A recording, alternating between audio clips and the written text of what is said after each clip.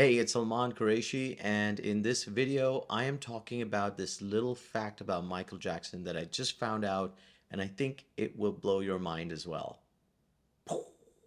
So I'm listening to this podcast called Think Twice. It's just come out. I'm about 3, 4 episodes in so far, and I'm already hooked. So if you are a podcast listener, do tune into it. But I have to talk about this one fact that was mentioned in it that just made me see everything in a new light. And I'm not talking about his music or the other stuff that we've unfortunately come to associate with him. This is more of a general lesson that I've learned out of that incident, and it has to do with his Super Bowl performance in 1993. Now, we all know that was a defining moment in pop culture history and probably cemented his place as king of pop. Remember, it drew in 135 million people just in the US alone. And I have no idea how many more people were watching all over the world.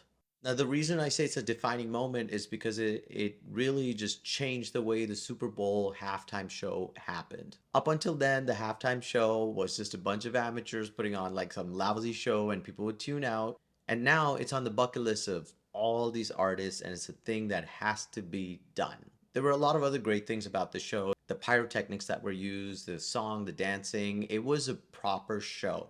Basically, it set the benchmark for all following big name artists. Now, if you go back and watch that performance, the thing I'm referring to is that moment when Michael Jackson pops out from under the stage and lands, and he's standing there for about a minute and a half in silence. And it just makes your hair like stand up because you're watching a huge number of people just screaming. It's Michael Jackson at his best, or so I thought. I found out through that podcast that when they spoke to the sound engineers and the other crew on the ground from that day, they said that the sound was amplified. And in fact, a lot of people in the audience, after a little bit, were kind of going, "What's going on, man?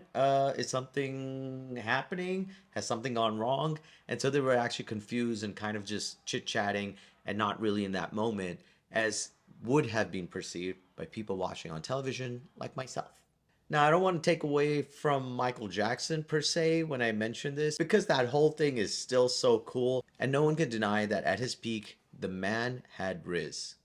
Did I use that right?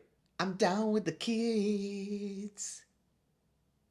But it does make me think, how much marketing and PR and, all these kind of things impact how we remember things or perceive history or even just are seeing things happen in front of us.